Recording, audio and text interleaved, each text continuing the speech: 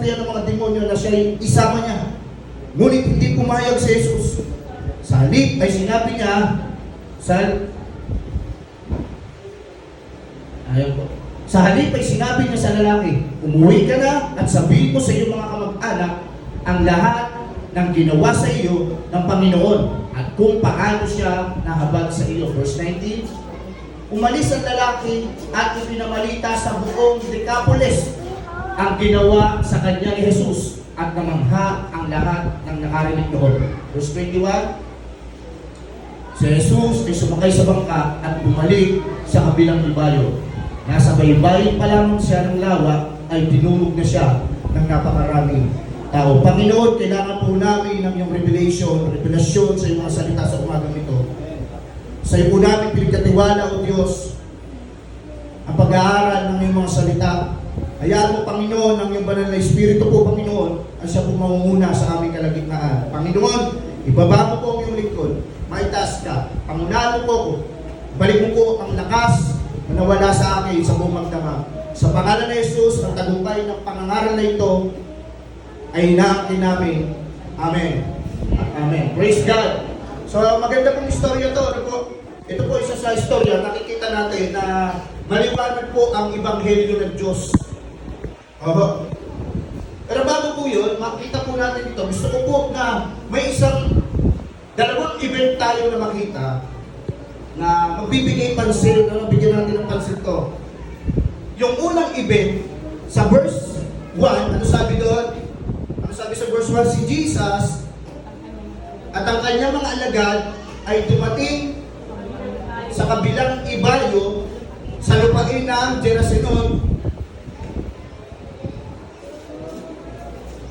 At nang bumaba si Jesus sa nung bumaba si Jesus sa bangka, nakita niyo yung unang event, yun yung unang pangyayari. Si Jesus, dumating sila doon sa lugar na yun, ang sabi, bumaba sa bangka. Ito sa 21. Pagbaba niya, sa 21 naman po, yung pangalawang pangyayari na sinasabi ko. Ano sabi? Sumakay naman siya. So, dalawang event lang po nakita natin dito na medyo mahalaga na mapapansin po natin. Una, bumaba siya. Pangalawa, eto, sumakay siya. Ito ang tanong. Ang tanong po dyan, doon sa pagitan ng dalawang pangyayari, ano ang nangyari? Yan po yung ano po dyan eh. Medyo magandang makita natin. Ano po? Ano yung ginawa ng Panginoong Jesus? Ano yung tagpo nung kanyang pagbaba at bago siya muling umakyat sa bangka? Alam nyo, ang tao, o itong taong sinasabihan ng demonyo, aminang malo natin o hindi, tayo po ang nire-represent nito. Sabi dito, nakatira siya sa libingan. Lugar ng libingan, ito yung lugar ng mga patay. Si Jesus nagpunta doon sa lugar ng mga patay. Gusto ko po ibahagi sa inyong gospel. Bago po ang lahat. Babaon po ako ng pundasyon at ito yung Ebanghelyo ng Diyos.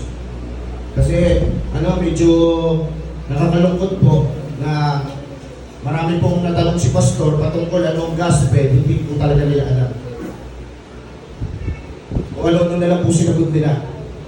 Pero maliwanag po, gusto ko pong maunawanan na ang gospel, huwag niyo pong alisin. So, ang narinig niyo po ang gospel, ang Ebanghelyo ng Diyos, ang mabuting balita, ang magandang balita, isa lang po yan. Yan po ang gospel.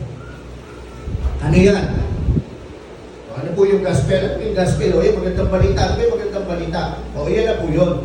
Yung pagbaba ng Panginoon ng katawang tao, pagkatapos siya ay namatay sa krus, susunod, nilibing at muling nabuhay para sa kaligtasan ng sangkatauhan. O yan po yung gospel, Ebanghelyo. Huwag na huwag po natin kalilimutan yan. Kaya kami hindi po namin pinagsasawaan yan na ipangaral dito po sa likod ng pulpito. Huwag din po kayo magsawa. Because we believe na ang Ebanghelyo ng Diyos, sabi ni Apostol Pablo sa Romans chapter 1 verse 16, hindi ko kinakahiya ang magandang balita, sapagkat ito ang kapangyarihan ng Diyos para sa ikaliligtas ng mga sasampalataya. Nakita niyo ha? Ito pong mensahe na magandang mabuting balita, ito po ang nagbibigay ng kaligtasan. Amen? Maipangaral man natin na maipangaral po dito, lahat ng papangaral patungkol sa pagpapala ng Diyos, ang lahat po ng yun, walang kulang kung wala ang pundasyon ng Ebanghelyo. Dahil maliwanag po, mga kapatid, na sabi ni Pablo, ang kapangyarihan ng pagliligtas ay nasa mabuting balita. Kaya kami nagpapasalamat kami, ano po? Sobrang saya po namin, nagagalang po kami ng Pastorel, Lagana. Alam niyo po, nadadagdagan po na nadadagdagan, puri natin ang Panginoon, siya po nagdadagdag. Doon po sa ating binuhos ng gawain doon. Dati 21, ilan na ngayon? 21 pa rin ba? Ano? Ha? Matindi yung pagkilos ng Panginoon kapon doon. Talagang sila po, dinats po ng Holy Spirit, talagang nagsiano sila, kumain sila ng mapag-pray, natin sila, ano po. So, kami po ay nangangaral ng Ebanghelyo doon kasi we believe, sabihin na, kapon ang topic po doon ay about God's love. So, maganda po yung naging topic namin tungkol sa pag-ibig ng Diyos. Pero tingnan niyo po ito. Kapatid, si Pastor po nangaral ng patungkol sa pag-ibig ng Diyos. Kung sinabi lamang po ni Pastor, mahal kayo ng Diyos, ano ka sa tingin niyo sasabihin ng tao? Ha? Mahal kami ng Diyos? Yan. Tanong niyo lang po. Kasi ang isip ng tao, mahal ako ng Diyos, pero bakit ganito? May sakit ako kasi may mga may hanap ko. Yun, gano'n lang kaisipan nila. Kaya pag sinabi mong mahal ka ng Diyos, kulang ang impact. Pag sinabi mong mahal ka ng Diyos, patunayan mo sa kanya. Kaya maganda po yung ginawa ni Pastor. Hindi niya lang sinabing iniibig ka ng Diyos. Pinatunayan niya, ipinangaral niya si Kristo. Dahil yun yung pinakamatibay na ebidensya ng pagmamahal ng Diyos. Kulang ang salita, kailangan patunay. Eto, ipangaral mo, i-share mo yung ginawa ni Kristo. Dahil yan ang patunay na talagang mahal siya ng Panginoon. Amen? So bakit ko sinasabi to? Ang kapatid, hindi lang po ako basta nangangaral, tinuturuan ko po kayo na pag dumating yung pagkakataon na kailangan nyo ibahagi ang Ebanghelyo, eto, alam nyo po kung paano sila ibahagi. Amen? So hindi po natin pagsasawaan yan, huwag po kayo magsawang makinig patungkol po sa Ebanghelyo dahil kaya po ito na ipapangaral dahil gusto ng Diyos. Ang tanong, sasawa ka na, bakit nag-share mo na ba? O yun po yung tanong dyan eh. Huwag kang magsawa hanggang hindi mo na i-share. Mahalaga po kasi yun ang Great Commission natin. Baka kung ano yung mission ang iniisip natin. Unahin natin yung mission na diliwan ng Panginoon sa atin. Ano? Go! Preach the gospel! Teach them! Turuan nyo sila ng lahat ng aking mga kautusan. O yan ang natin, number 1 ang mission. Amen? So bago tayo mag-isip ng mga hirap na mission sa Panginoon, yung Great Commission ang pinapagawa ng Panginoon, kailangan alam po natin ng mga kapatid. Kailangan ginagawa po natin yan. Kaya iba po ang saya kapag tayo po ay nangangaral ng Ebanghelyo o ng mabuting balita. Sapagkat maliwanag po ang Bible, ito ang kapangyarihan ng Diyos para sa kaligtasan na marami. Amen! So tuloy po natin. Verse 3. Verse 3 po. Verse 3. Tingnan po natin yan. Tuloy-tuloy lang po tayo. Kaya po natin yung Holy Spirit na mangusap sa atin. Ano? Verse 3. Pakitignan po yan. Tingnan niyo po. Yan. Sabi po dyan, ang lalaking ito ay nakatira sa mga libingan. So tayo po yan. Dati tayo mga patay. Ephesians chapter 2, nakalagay doon. Patay tayo sa kasalanan. Hindi na siya maigapos kahit tanikala pa ang gamitin. Bagamat madalas siyang gapusin ng tanikala sa kamay at paa, nilalagot lamang niya mga ito. Wala nang makakapigil sa kanya. Nakita niyo, wala pong lunas. At ang matindi po dito, mga kapatid, tignan niyo po itong mga tao. Ano pong ginagawa ng mga tao? Ginagawa po nila, may save itong tao doon sa kanilang sariling karunungan, sa kanilang sariling kakayanan, sa kanilang sariling effort. Nakita nyo ho? Pilit nilang inililigtas. Pilit nilang gusto nila maiyayos yung buhay ng taong ito. Sila mismo, ginagapos nila. Tinatanikala nila ang kamay ng paa. Pero kulang. Sabi, nilalagot lang. Matindi mo ito, malakas. Ano? Ang sabi, nilalagot lang. Walang nakakapigil sa kanya. O, yan po yun. Sinasabi ko, kapatid, kulang po. Ano man ang gawin natin, kulang sa harapan ng Diyos. Ang tanging makapagliligtas lang sa atin, ating ibibigyan, ay ang Panginoon. Hindi mo ang Panginoon. Kita niyo po, at hindi, no? Sila walang nagawa eh. Pero si Jesus dumating. Presensya lang ni Jesus. Salita lang ng Panginoon, nakalaya ng tao. Nasin. Hindi na kailangan magtatali-tala kung ano-anong effort ang pinagagawa. Si Jesus lang, sapat na sa kaligtasan natin. Amen? Praise God. Kita po natin yan, ano? Only Jesus can save us. Praise God. So, tingnan niyo po, sometimes ganyan po tayo mga kapatid tulad nila. Pag nadadaan po tayo, nadarating tayo sa matinding pagsubok, mga kabigatan, mga problema, tayo po, ang ginagawa po natin, tayo nagpipilit tayo. Nagpipilit tayong gumawa ng paraan. Tulad nila, nagpipilit tayong gumawa ng sarili nating desisyon, sarili nating mga hakbang sa buhay, para lang makaalis doon sa sitwasyon natin ngayon na ayaw natin. Pero hindi yun eh. Iisa lang po ang solusyon, ang Panginoon na. Hindi ko po sinasabi mga kapatid na masama na dumiskarte ka, masama ng makbang, ng desisyon, ng plano ka, hindi yun. Ang problema lang po, na kapag ka ginawa mo yan, hindi mo kasama ang Panginoon. Yun po, malaki po ang problema kapag ka ganun po ang nangyari. Tama po ba? Pinakamahalaga po sa lahat, kung may pinagdadaanan ka ngayon, sa Diyos ka umasa. Amen? Sa Diyos po tayo umasa, hindi tayo umasa sa sarili natin kakayanan. Hindi tayo umasa dapat doon sa mga sa tao, o kahit anong bagay ng mundong ito. Mga kapatid, kulang. Tulad nila, kulang. Umasa tayo sa Diyos. Amen, dito nakita natin sila, no? Walang nabanggit po dito na itinulugman lang nila sa Diyos. Nanalangin sila sa Panginoon. Hindi, gumawa sila ng sarili nilang mga effort. At ano nangyari? Walang nangyari. Kulang at kulang. Amen? Pero kung sa Panginoon, ibibigay natin ang lahat ng pinagdadaanan natin. Mga problema na meron tayo bigat, napasan-pasan natin sa umagang ito. Makakaasa tayo. Yan ibibigyan ng solusyon ng Panginoon. Amen? So, hindi naman tayo pare-parehas ng ng mga dinadala. Iba-iba po tayo. Merong mga maliliit na problema lang, merong mga mabibigat na problema, kabigatan ng puso, gulo sa isipan, pagkalito, paghihirap ng isip, iba-iba po tayo mga kapatid.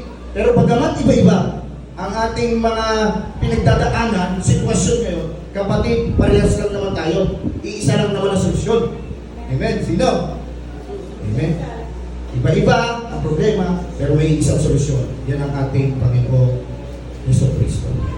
Kaya wag mag-alala kapatid. Huwag mag-alala sa mga sitwasyon mo ngayon. Alam niyo po, ang pag-alala wala naman may tutulong. Totoo yun. May problema ka, nag-alala ka, natutulong bang pag-alala yung problema mo? Di ba hindi naman wala naman nangyari. Tumisa kapag nag-alala ka, na-stress ka palalo eh. O di ba? Yung blood pressure tataas pa. Dapat yung BP ko tataas. Kapag nga, may pinag-press pa sa ito, tumaas yung BP. Siguro, sobrang pag-alala. Wala naman may tutulong. Sa medical science, the research ko, ang worry, yung nurse ako, si atin ko, baka alam niya. Ang worry po, wala pong medicine at doon, walang gamot, walang, sinabi siya? Walang medicine o wala silang may paliwanag, may bigay na gamot na lunas. Sa worry, yung medical science, medical field po, basta yung medisina. Wala silang may bigay. Wala silang may bigay, wala po. Niresearch ko po, wala silang, so yun, kulang sila eh. Pero sa Bible, meron. May lunas. Ano sabi ng Panginoon?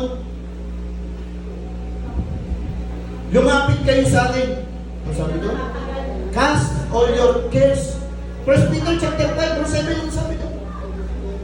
Oh. Yun! Ipagkatiwala niyo sa akin ang inyong mga alalahanin sapagkat ako'y nagmamalasakit sa inyo. 1 Peter chapter 5, verse 7. Matindi po yung ano na yan, ano ng verse na yan, kasi yung verse na yan, may pinag-sharean po ko niya na isang babae po yun. Nasa gitna siya ng matinding problema. I-share ko po yan sa kanya. I-message ko po sa kanya. Yung po yung nagbigay sa kanya ng ipa, naging Kristiyano po yun. Ngayon, naging lingkod na ng Panginoon. Wala po dito. Oh. So, yan yung verse na yan, yung salita po ng Panginoon. Oh. Panghawakan po natin mga kapatid. So, ipagkatiwala ang ating mga pinagdadaanan. So, ito, makita natin, ulitin ko, no? Itong mga tao na to, umasa lang sa sariling kakayanan. Sa sariling diskarte, kung paano may liligtas itong tao na to. Pero tayo mga anak ng Diyos, sa Diyos tayo umaasa. Amen? Kasi ang ating Panginoon ay Diyos na hindi limitado. Unlimited ang supply ni Lord sa atin. Amen? Hallelujah. Unlimited po, mga kapatid, hindi magkukulang ang Diyos. So tuloy-tuloy natin, verse 6. Yun na lang po ang pangangaral natin ngayon. Tuloy-tuloy lang, verse 6. Verse 5, sabi po dyan, verse 5. Araw-gabi nagsisigaw siya sa mga libingan at sa kabundukan at sinusugatan din niya ang matalas na bato ang kanyang sarili. Malayo pa'y natanaw na nito si Jesus. Patakbo itong lumapit at lumuhod sa harapan niya. So dito, ano po yung napansin nyo? Kitang-kita po natin dito, mga kapatid, ano? No si Jesus bumaba, ito pong lalaki na sinasabihan ng masamang espiritu, kilala agad si Jesus. Pansin nyo? 12 yung bumaba, kasama yung mga apostol, mga disipulo, mga alagad. Di natin alam pag may kasama pa sila, nagkagulo ng tao. Pero itong masamang espiritu, itong lalaki na sinasabihan, alam ka agad kung sino si Jesus. Ang matindi, mapapaisip na ano. Alam niya agad kung sino yung pupuntahan niya. Kilala niya agad ang Panginoon. Itong lalaki hindi kilala. Pero itong mga demonyo na nasa kanya, kilala si Jesus. Di ba? Ano yung pinapakita sa atin dito, mga kapatid? Nakita natin dito na si Jesus, nung nandito siya, nung nandito ang Panginoon, nakita natin na kahit ang diablo at ang mga demonyo, binabantayan ng Kristo. Amen. Kilala ang Panginoon. Ngayon, kung si Jesus binantayan, ayaw pa tayo. Pati under surveillance tayo ng demonyo, ng mga demonyo. Sabi nga ng Bible, be vigilant. Maging mapagmatsag kayo, ang kaaway ng diablo ay umaali-aligid lang. Tama? So bakit ipinaalala po yun? Ibig sabihin, may mga Kristiyano na talagang naiisahan ng diablo. Madalas, makaisa ang diablo, ang demon, sa araw ng linggo, sa araw ng gawain. Okay. Kasi sa bahay pa lang, tinatrabaho ko siya. Wala na, hanggang hindi na makarating sa gawain. Nakapagtrabaho na ang kaaway. Nagtatrabaho po siya, under surveillance tayo mga kapatid. Binabantayan na tayo. Dahil ang gusto niya, pigilan ang ating mga gawain para sa Panginoon. O yun ang gusto ng mga demonyo ng diablo.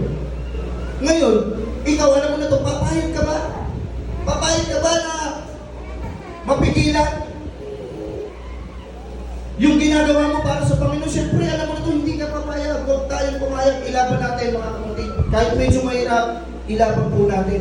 Nagtatrabaho po ang kaaway, bagaman si Lord nagtatrabaho sa buhay natin. Pilit inaayos ng Panginoon yung ating mga buhay, yung ating mga pamilya. Inaayos ng Diyos, pero huwag natin kalimutan, may gustong sumira. Amen? O, yan po si Satanas. Yan ang mga kampo niya, ang mga demonyo. Pilit na gustong sirain tayo. Alam niyo, isa sa gustong sirain, trabaho ni Satan. Ito, madalas masabi namin sa inyo to, no? Pero ngayon, namagrema na sa inyo. Ang number 1 na trabaho ng kaaway, agawin ang salita ng Diyos na inilahasing. Amen. Yan ang number one. Nakita niyo pag sa oras ng pangangaral, hindi nakakaanto. Parang wala tayong gana. Bakit? Kasi trabaho ng kaaway yan. Sa Garden of Eden pa lang, mga kapatid, ang unang trabaho na ginawa ng Diablo ay baluktutin ang salita ng Diyos. Agawin kay Eva yung salita ng Panginoon. Tama mo ba? Hanggang ngayon, hindi po siya nagbabago. Dahil ayaw niya yung salita ng Diyos mag-repa sa atin. Kasi pag meron tayong hawak na salita ng Diyos, makakapagpatuloy tayo. Tama? Isipin mo, kung wala kang hawak na salita ng Panginoon, ako wala akong hawak na salita ng Diyos, wala akong pinanghahawakan sa buhay ko, wala akong tinatayuan ng mga salita ng Panginoon, pangako niya, ay ayoko na ako sa judgment. Aalis na po ako dito. Titigil na ako sa pagiging Kristiyano. Oo. Pero dahil meron po akong pinanghahawakan ng salita ng Panginoon, nananatili ako. At tinatayuan ko po, hindi tao. Hindi salita ng tao. Ang tinatayuan po natin dito ay walang iba, kundi yung salita ng Diyos na nasa ating buhay. Amen? Praise God. Hallelujah. So, yun ang trabaho ng kaaway, pilit ng kinukuha yan, inaagaw sa atin. Huwag tayong pumayag. Ilaban natin, ipanalaki natin. Ano? Pangawakan natin sa ating mga buhay. Praise God. Kaya alam niyo po, bago po itong chapter 5, sa chapter 4, makikita niyo po si Satan nandun eh. Sa chapter 4 po niyan, meron pong binanggit si Jesus. Ang sabi niya po doon, may isang talinghaga patungkol sa manghasik. Oh. You sow it, na parang walang sowan. Sa chapter 4 po yun, verse 1, nag-umpisa. Yung talinghaga patungkol sa manghasik. Na sino itong manghasik? Walang iba kundi po ang ating Panginoon. Ano? Ano po ibig sabihin ng hasik? Nag-ahasik po siya. Nagsasaboy po siya. Yun po yung nagsasaboy siya ng binhi, ng salita ng Diyos. Nangangaral siya. Pero ano sabi? Meron doon, si Satan nandoon. Yung una, yung ibon. Ang sabi, naghasik ng salita ng Panginoon. Pero merong ibon na dumating, tinuka. Oh, kita nyo? May ginagawa ang Diyos, pero ang kaaway gumagawa rin.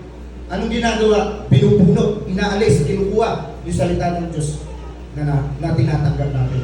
Dahil sa salita ng Diyos, mga kapatid, dito talaga, lahat nandito na, kapanatagan, kalakasan, nandito na ang lahat. Sapagkat yung salita ng Panginoon, makapangyarihan po. Amen. O sumunod doon, naghasik pa rin ang salita ng Panginoon. Naghasik ng binhi, ano yung isa? Hindi lang ibon eh.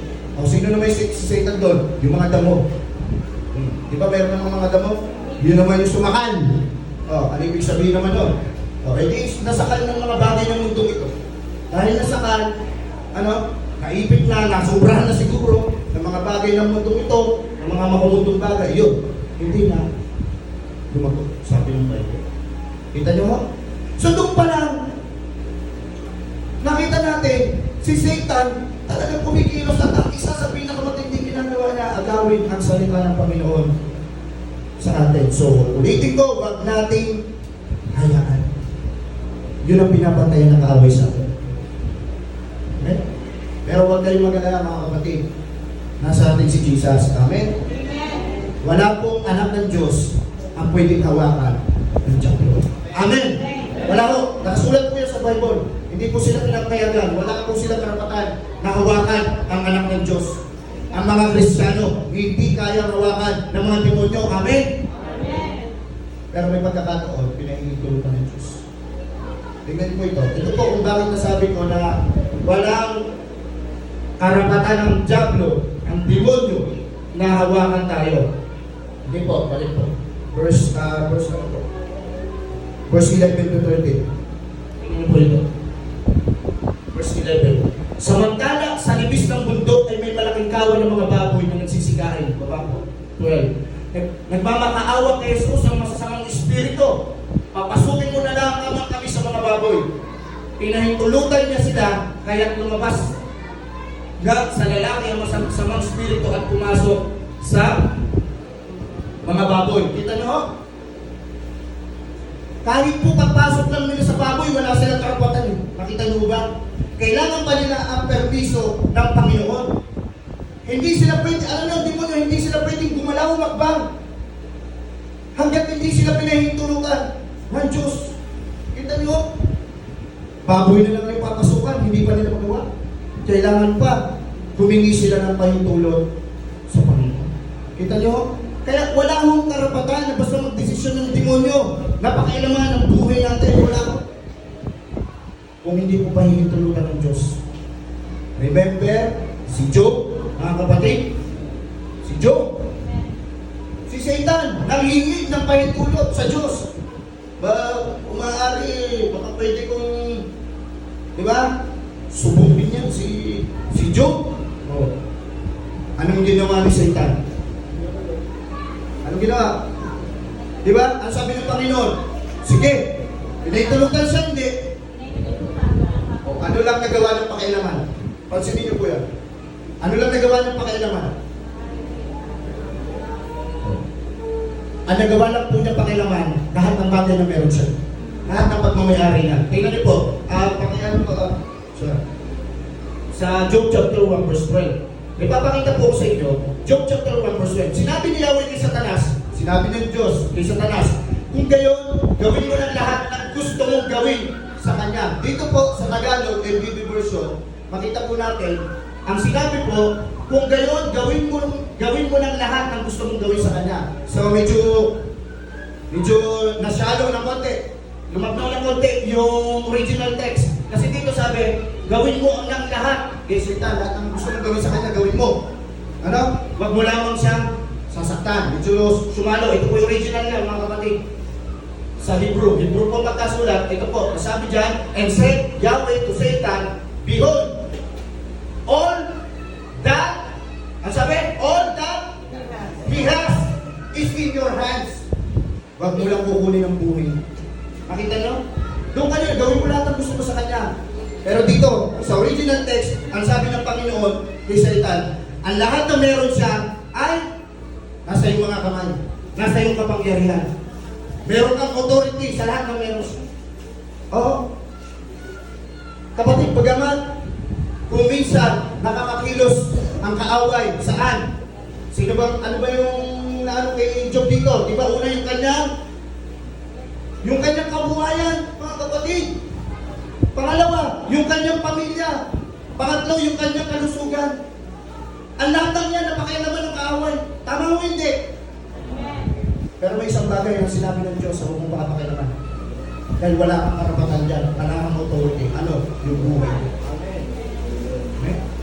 Kapatid, makakakilos ang kaaway, makakatama siya sa ating mga hanap buhay, sa ating mga negosyo, makakatama siya sa ating pamilya, at I believe nakikita po natin yung mga kapatid sa ating mga kalusugan, pero hindi niya magagalaw ang ating buhay na walang hanggan, mga kapatid. Yun ang hindi kayang galawin ng kaaway. Tulad kay Job, yung buhay na hindi nagalaw ng kaaway. Ganun din po sa atin, dahil yung buhay natin, ang Diyos lang ang may hawak. Hindi pwedeng hawakan ng kaawayan ng Diablo. Tama po ba? Amen? So dito, makita natin, napakaganda. Secured ang ating buhay na walang hanggan. Kaya wala tayong dapat ipag-alala. Wala tayong dapat ipangamba. Dayain ka man ang dayain ng kaaway. Ito, ligtas ka ba talaga? Huwag mo ba'y maniwala? Ang buhay mo nung tinanggap mo si Kristo bilang yung Panginoon na pagligtas.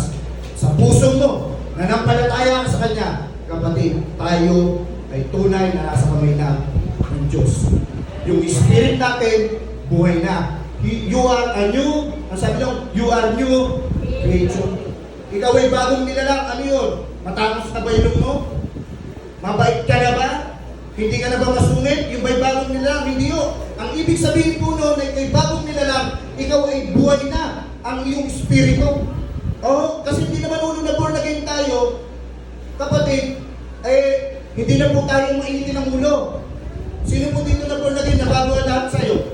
Yung ugali mo na bago. Yung pagkataas mo ba na born again na bago ugali mo? Di ba hindi yun? Kasi ang tawag mo doon, soul. Amen? Yung spirit na ipanganak uli, you are saved. Pero yung kaluluwa mo, yan, may part ka dyan, kapatid. Ano ba yung soul? Hindi dito yung mga emotion mo, lahat nandito, ugali mo, nandiyan yun. May part ka dyan. Yan inaayos din, yung tinatawag na sanctification. Sinasanctify dyan ng Panginoon. Tinutulungan ka ng banal na Espiritu dyan. So hindi ibig sabihin, ganito ugali ko, save ba talaga ako? Hindi ho. Basta nananampalataya ka, tinanggap mo si Kristo sa iyong puso, na may katotohanan, na saan yung Panginoon tagapagligtas, pinaniwalaan yung ginawa niya sa krus ng Kalbaryo. Automatic, you are born in spirit. Amen? You are saved. Pero tinatrabaho ka ng Panginoon na yung kaluluwa mo, na yung pag-uugali natin, nasa soul yun eh. Yun, inaayos ng Panginoon. May part ka na doon, kapatid. Tinuturuan ka na ni Lord doon. Amen? Amen. Hallelujah. Ay, itong katawan, ano yung casing lang yan. Pupunta lang din sa lupa yan sa alam ko yan. Hallelujah. So, yun po mga kapatid, nagtatrabaho ang away, huwag po natin kalimutan. Maging ano po tayo, maging kapag matsyag po tayo mga kapatid. Amen. So, pagamat hindi na kayang pakilaman ang ating buhay, pero patuloy tayong manalangin na hindi po siya makaka-atake sa iba't ibang aspeto ng ating mga buhay. Amen. Praise God. So, tuloy po natin mga kapatid. Tuloy lang po natin. Verse 11 to 17. Verse 11. Verse 11 to 17. Samantala, sa libis ng mga bundok ay may malaking kawan ng mga baboy na nagsisikain. O yan, nagsisikain ng mga baboy. Nagmakaawa kay Jesus ang masasamang espiritu. Papasukin mo na lamang kami sa baboy. Pinahintulutan. O yan, nabanggit ko sa inyo dati yan. Yung mga demonyo nga, nag-request kay Lord eh. Pinahintulutan eh. O ikaw pa kaya ka ng Diyos. Pag nag-request ka sa Panginoon, kung kalooban niya yan, hindi pwedeng hindi mangyari yan. Amen? So, kaya lumabas nga sa lalaki ang masasamang espiritu at pumasok sa mga baboy. Ang kawan na may 2,000 ay nagtakbuhan sa gilid ng matalim na bangin hanggang sa nahulog ang mga ito sa lawa at nalunod. Kita niyo? Mga kapatid, kahit yung baboy, kung sa Satanas na yung mga demonyo nagmaneuver sa buhay, ano nangyari? Ang punta, kapahamakan. O kaya kapag ang tao, si Satan, ang mga demonyo nagmamaneuver sa buhay niya, tulad ng baboy po, ganyan lamang po pupuntahan, kapahamakan. Yan po yung pinapakita niya mga kapatid. Ano? Pero pagka na kay Jesus, sabi, buhay, na walang hanggan, buhay, nakasiyasiya. Amen. Verse 12, 14, tumakbo ang mga tagapag-alaga ng kawan ng baboy at ipinalita. Ito na. Yung mga baboy namatay, nakita ng tagapag-alaga. Ano nangyari? Pumunta sa bayan, ibinalita na sa mga karatig po. Kaya ang mga tao, ito na, nakarinig sila ng balita. Ito na yung mga tao, nagpunta agad sila doon. Siyempre, makikiusyoso eh. Mga baboy natin namatay. Di ba? Kaya, nagpunta doon. Para alamin ang nangyari. Paglapit nila kay Jesus, nakita nila ang lalaking dating sinasabihan ng mga demonyo, nakapulto, nakadamit, at matinunang isip. Sila'y natakot, napating-mating dito. Mga tao na ito, nakakita ng himala, nakakita ng pagbabago sa buhay ng tao. Pero natakot, hindi maganda yung impact sa kanila. Diba? Napaganda yung buhay ng tao sa kanila, hindi pala maganda. Natakot. Tingnan nyo, next, tingnan nyo. Isinalaysay sa kanila ng mga kita nangyari sa dating sinasabihan ng demonyo at sa mga baboy. Dahil dito, dahil meron gumaling, may naayos ang buhay, dahil kay Jesus, ano sabi? Umalis ka na lang dito. Ayaw nila sa presensya ni Jesus. Bakit? Ayun ang tanong dyan. Lagi po tayo bumuho ng tanong, bakit ka itong mga tao na ito? Ayaw si Jesus. Ayaw nila yung presensya ng Panginoon sa lugar. Kaya umalis ka na lang dito. Bakit? Kita niyo ho? Kasi po, simple lang po. Yun nakita natin, ano? Kasi po, apektado yung kanilang hanap buhay. Amen. Kasi po yung mga baboy, ito po yung kanilang pinagkakamitan, hanap buhay po nila to. Kasi ito po ang lugar ng Dipolis, ito po yung lugar ng mga hintil, hindi po Hudyo. Kasi kung Hudyo po ito mga kapatid, bawal sa kanila ang baboy. Dahil tinuturing nila ito, ano? Marumi. Marcos, nakalagay po yan sa una. Ito yung sulat ng Marcos para sa mga hindi po Hudyo. So itong alaga nilang baboy, naku problema. Pag nanatili dito yan, baka maubos yung mga baboy natin. Mamatay lahat. O kaya ayaw nila kay Jesus. Oh. Kasi pag nanatili si Jesus doon, apektado yung kanilang hanap buhay. Diba marami pong tao dyan yan. Ayain mo sa church. Kapatid, pwede, sama ka sa church. Basta busy ako ngayon sa trabaho ko eh. Ayaw sa presensya ng Panginoon kasi apektado yung o di ba? Tama ko ba? Nangyari na po sa inyo. May inaya kayo, tapos ang busy ko sa work. Oh. Tama po ba? Maliwanag po ba sa atin mga kapatid? Oh. Kita ko natin yan. Apektado ang kanilang kabuhayan. Kaya, di ba nyo mula si Jesus? Basta, yung mga baboy namin, hindi magkakamatay. Kasi wala kaming kakainin. Ano? So tayo mapalag po. Kaya ayun po yung nagpapasalamat ko sa Panginoon sa inyong mga buhay. Ano? Kahit tayo, bagamat, linggo ngayon, iba, diba yung paglinggo, mas maraming benefits sa mga trabaho. Pero salamat sa Panginoon, nandito po kayo. Ano? Alam niyo ang kahalagaan ng gawain at presensya ng Diyos. Kasi po mga kapatid, ano po bang tinatanggap natin dito? O sige, hindi ka nagtrabaho ng linggo, hindi ka nakapaghanap ng buhay.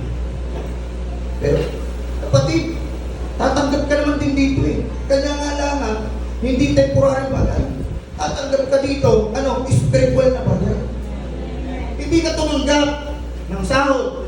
Pero anong tinanggap mo naman dito, kapatid? Higit na mahalaga. Papaliwanag ko sa inyo kung bakit higit na mahalaga ang tinatanggap nyo dito, mga kapatid. Ang unang tatanggapin mo dito, mga kapatid, kapayapaan. Hindi po kayang ibigay ng mundo yan. Pangalawa yung kagalakan. Kasi ang kagalakan kaya ibigay ng mundo kapag nandun ka lang sa kasiyahan. Tama mo ba? Kapag nasa galaan ka, may joy na ibibigay yun. Pero itong kagalakan na ibinibigay ni Jesus, sabi na ito yung hindi kaya unawain eh. Itong kagalakan na ito, may problema man, sa matindi ka mang pagsubok, mayroon kang kagalakan. Kay Jesus po nagmumula yan sa presensya niya na nakukuha. Ano pa? Kapatid, proteksyon. Matindi mo ito, proteksyon mga kapatid. Sa Panginoon lamang po natin sa presensya ng Diyos. Pastor, ano pang proteksyon niya? Alam niyo, may proteksyon tayo ninyo sa Panginoon. Kahit mga aksidente sa labas, walang kahit anong mangyari sa atin. Diba? Pero ano po yung tinutukoy kong proteksyon na tinatanggap mo pag nandito ka? At hindi ito inaagaw ng away. Ang proteksyon na tinatanggap natin dito, walang iba, kundi yung proteksyon natin sa mga maling aral na nasa labas.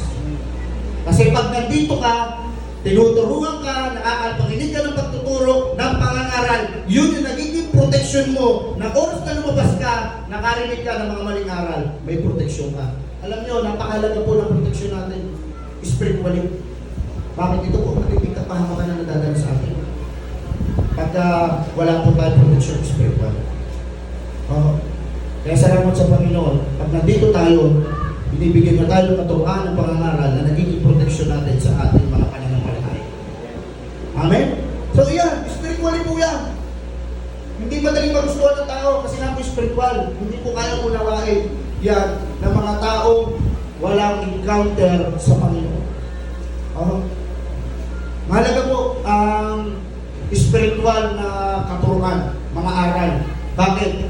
Hosea chapter 4 verse 6, ang sabi ng Puso, nalilipol ang aming bayan dahil sa kamangmangat.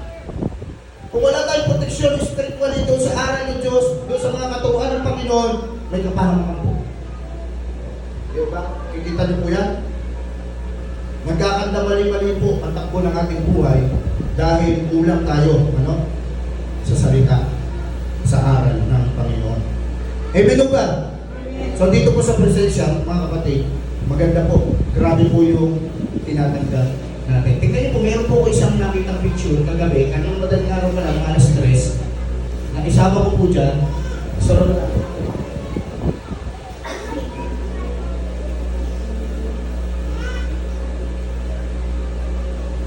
Ayan.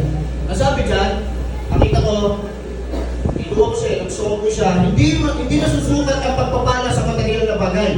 kundi ang presensya ng Diyos sa ating buhay. At tama nga naman o. Maliwanag naman o. Ano?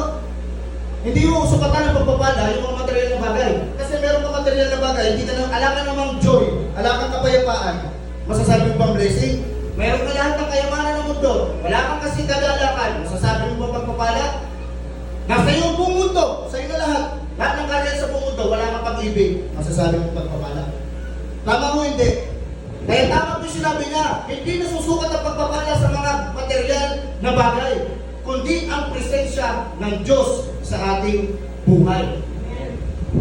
At yung presensya ng Diyos, yan ang pinakamahalaga. Dahil dyan, merong kapayapaan, merong kagalakan, may pagmamahal. Ang nakakalungkot, itong kapayapaan, kagalakan at pag-ibig, kapatid, hindi po nabibili sa tindahan niya. Wala po sa mga supermarket niya.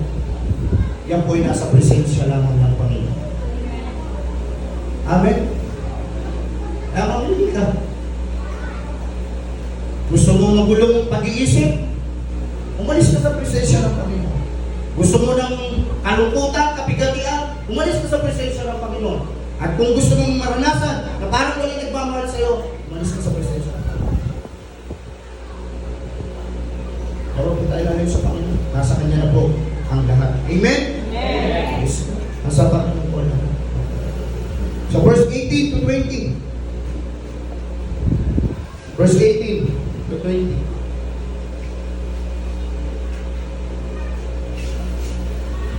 Napasakay na si Jesus sa bangka. 20 po. 20 po, tapos na tayo. Napasakay na si Jesus sa bangka. Nakiusap ang dating sinasabihan ng mga demonyo na siya isama niya. Maganda po ang request pero hindi pinagbigyan. Napasakay na si Jesus sa bangka, nakiusap ang dating sinasabihan ng mga demonyo na siya isama niya. Ngunit hindi pumayag si Jesus. Sa halip ay sinabi niya sa lalaki, umuwi ka na at sabihin mo sa iyong mga kamag-anak ang lahat ng ginawa ng Panginoon at kung paano siya nahabag sa iyo. Verse 20. Verse 20. Umalis ang lalaki at pinabalita sa buong Tipocalis ang ginawa sa kanya ni Jesus at namangha ang lahat ng nakikinig. Ito na po yung ulit. Bagamat yung mga tao po doon, nireject ang Panginoon. Hindi siya nagustuhan ng mga tao doon. Ayaw sa kanya ng mga tao doon. Pero iba po ang Panginoon natin, mga kapatid. Iba po siya. Matindi po yung kanyang pagtsatsaga. Hindi po niya pinabayaan yung mga tao. Oh, bakit to? Ano po nasabi na hindi pinabayaan ng Panginoon yung mga tao na ito? Kasi ito si Jesus, umalis na siya. Ayaw niyo sa akin, aalis ako. Kaya minsan pag nire-reject tayo, huwag natin pilit sa sarili natin. Kung ayaw nila mong pipili, mag-go forward ka. Ang mahalaga, alam mo yung ginagawa mo para sa Panginoon. Amen? Ito si Jesus, hindi siya nagpili. Ayaw niyo sa akin, nire-reject niyo ako, aalis ako. Pero hindi ko kayong pababayaan sa akin, Jesus. Anong ginawa niya? Nag-iwan siya ng isang mananampalataya. Kampante siya. Nakaalis ako. Merong isang mananampalataya. Naiiwanan ako sa lugar na to. At itong mananampalataya na to, naniwala na nampalataya sa akin, siya ang gagamitin ko para maligtas at maniwala sa akin mananampalataya ang lahat ng tao dito. Oh. Amen po. Kasi po sa chapter 7 ng Mark 31 to 34, bumalik po si Jesus sa Tipocalis. Kapatid, welcome na po siya doon. Bakit? Dahil nag-iwan siya ng isang mananampalataya doon na ginamit niya. Oh, kaya pagka yung pamilya mo wala sa Panginoon, ikaw nandito, huwag kang mangamba, kapatid. Ikaw ang gagamitin ng Diyos. Oh, ama na kay Jesus, merong isa sa pamilya. Baka kasigurado siya, may gagamitin siya. Makikita mo isang araw, welcome na rin si Jesus sa buhay. Oh, salamat sa Panginoon. So, bagamat ni-reject, sila ay binigyan pa rin ng pagkakataon ng Diyos. Praise the Lord. So, ganun din po tayo. Itong tao, ano din po dito mga kapatid, tayo to eh. Sabi ko sa inyo, tayo to. Buhay natin dati to. Buhay na, alala, patapon na yung buhay ng tao na to. Pariwara yung buhay ng tao na to. Walang ginawang mabuti ng tao na to. Sigurado dahil yung masasamang espiritu, demonyo nasa kanya. Oh. Pero sa dinami-dami ng tao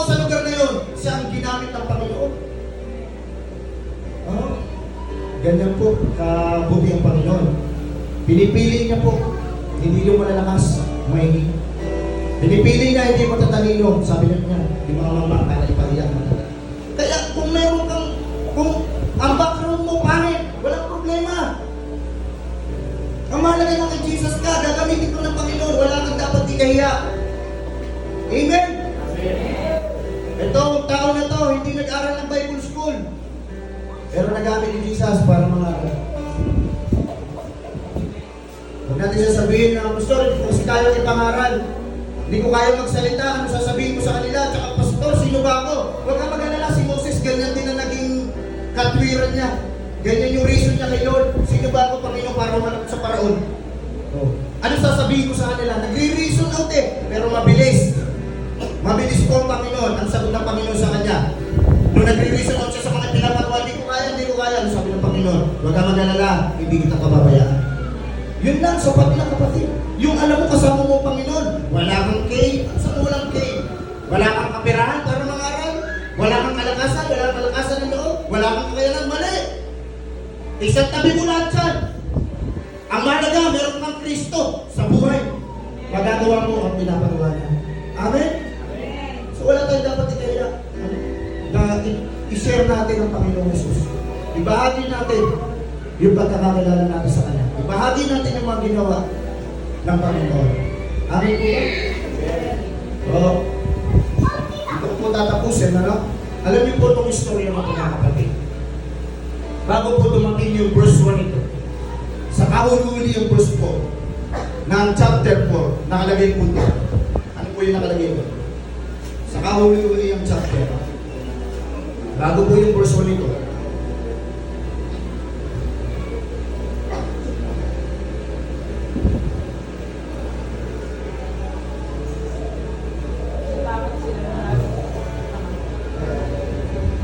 sabi niya, kahuli ang verse 41, natakot sila ng labis at ang mga sabi nila sa isa't isa, anong klaseng tao ito?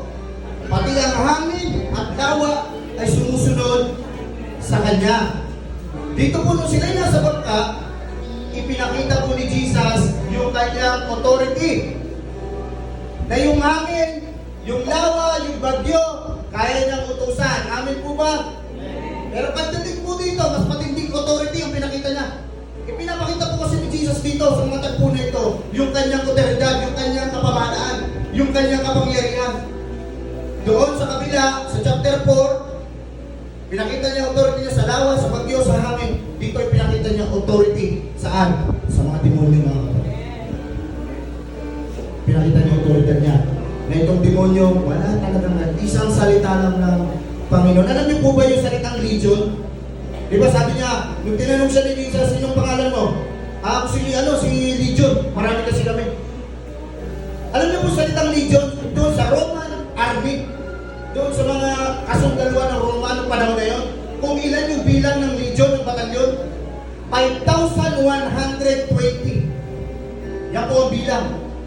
At kuminsan, nagiging 6,000. Diyan po naglalaro. Yan po yun, yung batalyon, ganyan po karami. Oo. Pero dahil sa Jesus po, nasa kanyang otoridad, kahit ilang demonyo pa yan, ilang milyong demonyo pa yan, sa isang salita lang ni Jesus, manginginig yan. There's power in the name of Jesus. Pag nararamdaman mo matagitaway, there's a power in the name of Jesus. Pangalan ni Jesus, kapatid. Hindi ko pangalan ni Pastor Brian, mga sa pangalan ni Pastor Brian, wala akong impact yun. Pangalan po ni Jesus, ang may kapangyarihan, kapatid. Ako ay anak ng Diyos, in Jesus' name. Ako ay pinagpala, in Jesus' name. Ako ay pinatawad, in Jesus' name. Ang pabor ng Diyos ay nasa akin, in Jesus' name. Amen. Kapatid, kung yung bagyo, yung dawa, yung mga demonyo, ay nasa alalim ng kapamahalan ng Diyos. Kaya ng utusan. Higit na kaya-kaya utusan ng Diyos ang lahat ng pagpapala na ibuhos sa ating mga buhay. Deuteronomy chapter 8, He will command all the blessings on you. Kaya niyang utusan ang pagpapala. Kapatid, lagi lang tayo maging ready sa relasyon natin sa Diyos. Ready tumanggap ng pagpapala ng Diyos.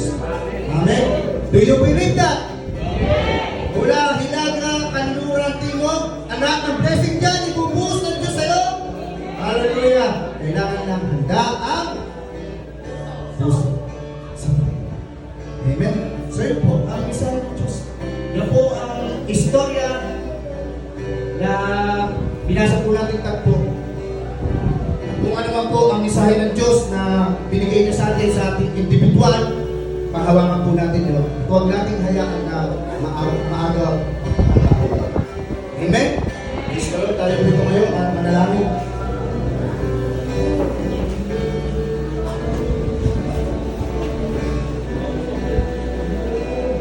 Praise God, Panginoon, salamat po sa umaga ito. Patuloy, Lord, we glorify your name, O God, sa aming pong kalagitnaan. Thank you, Lord, sa mensahe mo po sa Panginoon. Alam namin, O Diyos, na may mga pagkakataon sa buhay namin. Ako minsan, O Lord, hindi po namin napangawa ang mga salita. Sa oras na ito, O Diyos, hayaan mo, Panginoon, na lalong tumibay, Lord, ang aming pagtitiwala sa iyong salita. Salamat po, Ama, pagpalain po ang inyong mga anak sa lugar na ito. Meron man po, Panginoon, sa kanila nangangailangan, Lord God, sa iba't ibang aspeto ng kanilang buhay. In the name of Jesus, Lord God, tutuloy po ito sa pangalan ng Jesus. Salamat, pinagpala mo po sila, pinagpala mo po ang kanilang mga pamilya sa pangalan ng Jesus. Amen. Praise the Lord. Pagpapakapo natin ang Panginoon.